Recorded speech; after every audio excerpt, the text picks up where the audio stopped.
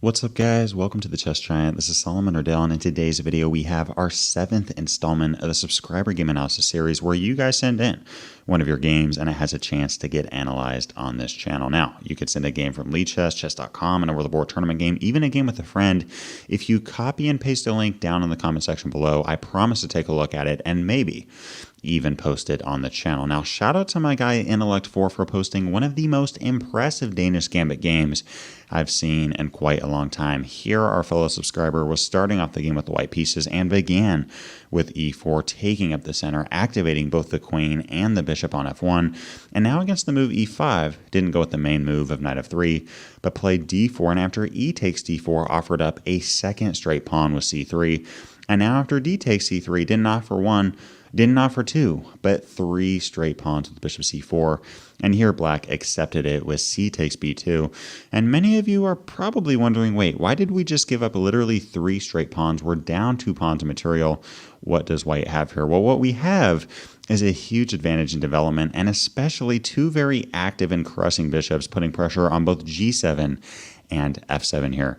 Notice that in this position, guys, this bishop cannot go to a square like e7, d6, or even c5, because we're simply going to capture that pawn on g7 and also capture the rook on h8, and we're simply going to be crushing that game. So here black played the move bishop b4 check, whole idea being we can't take the pawn because our king is being attacked, but now we just see the move knight c3, and after d6, one of the key ideas of the Danish Gambit with queen b3, really forming a battery ram against the weakest pawn in chess. By the way, guys, the weakest pawns in the game of chess are the pawns on the f-file, f7 and f2, and the reason for this is that only the kings defend them.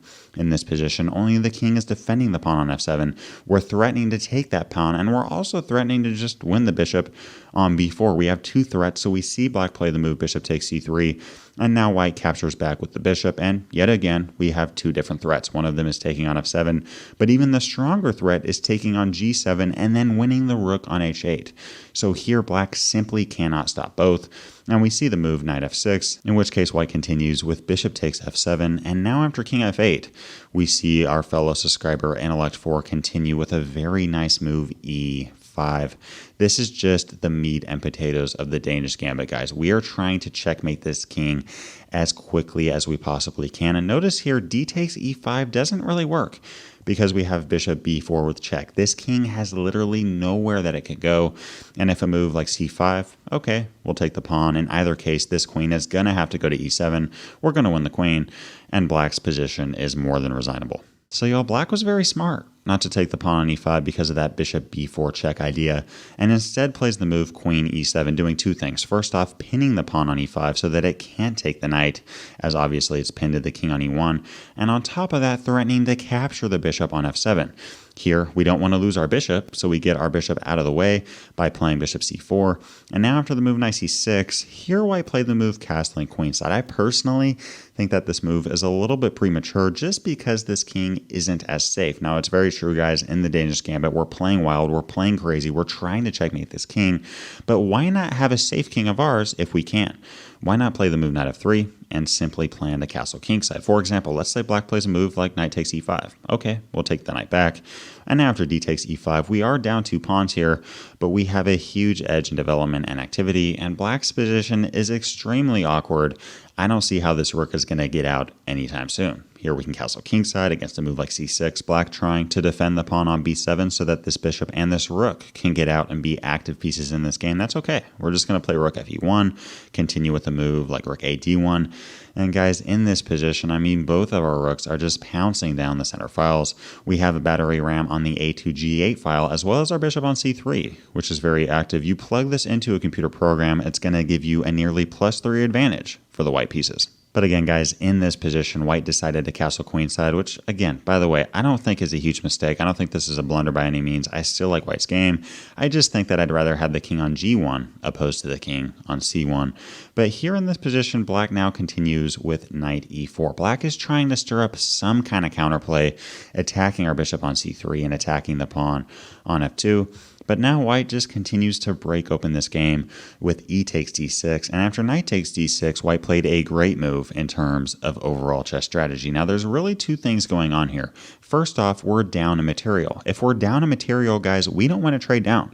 If we're down a material and trade down, we're simply making the game easier for our opponents, right? I mean, the game is simplifying, there's less pieces on the board, and their advantage is much more noticeable. On top of that, we're also trying to attack the king on f8. We're trying to checkmate that king. Now, if we trade down our pieces, we're losing firepower, right? So there's really two things going on. We're attacking the king on f8, and we're also down material. So for both of these reasons, we don't want to trade down. The defender wants to trade down because they don't want to get checkmated, and here they also want to trade down because they're at material, but we don't want to let them do that. We see the move bishop d5 hanging on to this very valuable bishop that black would have loved to take right off the board. Now this bishop black really can't touch, and it's very active, piercing down on e6, f7, and g8. Black continued with bishop d7, trying to somehow unravel their pieces here, but now white simply continues with knight f3. And now black yet again tries to play resourceful with queen e2, attacking the pawn on f2, but here white doesn't really care about the pawn on f2, but simply plays rook d e1, attacking the queen. Notice here, if queen takes f2 is played, we don't need to be worried, guys, about losing a mere pawn because we play rook hf1, attacking the queen. And now once this queen gets out of the way, well, now we have a very lonely king on f8. We can play a move like knight e5 with check, attacking the king. And now if a move like king e8, we simply capture that knight on c6. The best move here for black is knight e4. Black's just going to continue to give up pieces, and this game's going to be over in about 4 moves. So following rook d e1, attacking the queen, not really caring about the pawn on f2, black was very smart here and played the move queen b5. And honestly, this maneuver with queen e2 and queen b5, I kind of like. I think it's a little bit creative. Again, black is wanting to trade down. They want to trade down queens. We don't want to trade with this queen here because the knight takes back, and all of a sudden we have a dead even game in terms of plugging it into a computer. And we're also down a pawn. Why would we want to trade down here, losing our firepower and losing our attacking chances? But at the same time, how on earth do we not trade down, right? I mean, if we just leave our queen here, okay, black will take our queen. And if we run away with our queen, all of a sudden we lose our bishop on d5. In this position, the second best move for white gives white about a plus 1.5 advantage, which is nice. I mean, I'm not complaining about a plus 1.5 advantage, but it's by no means crushing and by no means completely winning. However, the best move in this position gives white a checkmate in 10, a forced mate in 10. Pause the video if you like and try to see if you could find the same move that Intellect 4 found in this position. Assuming that you guys paused the video and tried to find the mate in 10 here, Intellect continued with bishop takes g7. Absolutely nasty move.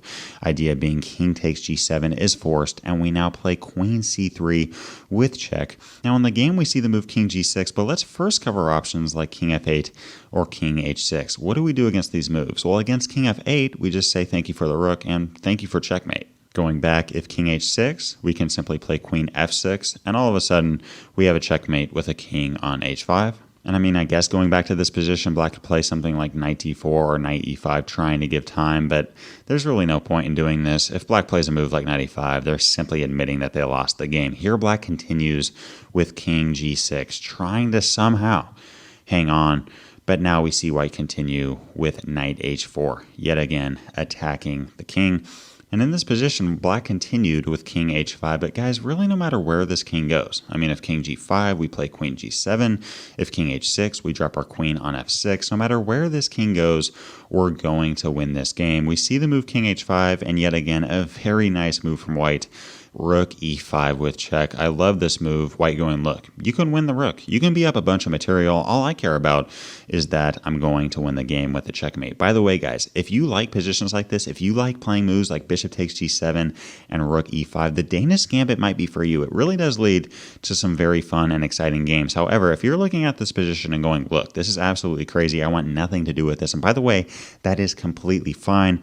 you should probably go for a more relaxed setup. Something like the Vienna game, something like the Gioco Piano Italian game. Roy Lopez is a good option. But again, guys, for you aggressive and attacking players, the Danish Gambit is one of the main go-tos. We're attacking this king here, and notice if a move like king takes knight or king g4, we simply bring our queen to g3, and we have ourselves a game over. And if a move like king h6, black's somehow trying to get their king back to safety, that's actually okay if they're going to play king h6 because we can reroute our queen with queen d2 check. Whole idea being after king g7, we play queen g5, forcing that king back to f8. But as y'all can see, I mean, we just have too much attacking power here. We play queen f6 with check, and after knight f7, we have ourselves a game over. So again, guys, in this position, following the brilliant rook e5, if king takes h4 or king g4, we have queen g3. And if king h6, okay, we play queen d2 followed by queen g5. Now what happens after knight takes e5, which is what was played in the game? Well, now we can take back that knight. And again, guys, black has some different options on where this king can go, but no matter what black plays, this king is not going to survive very long. We see the move king takes h4, and now the brilliant g3 check attacking the king. Whole idea being if king h3, we have queen h5 with checkmate. Notice how this bishop defends g2. And following king g4, we play h3 with checkmate, and this, guys, was one of the most impressive Danish Gambit games I've seen in quite a long time. Thanks for watching today's video. If you'd like to see the overall theory behind the Danish Gambit, a very aggressive and good opening for white, click the video to the left.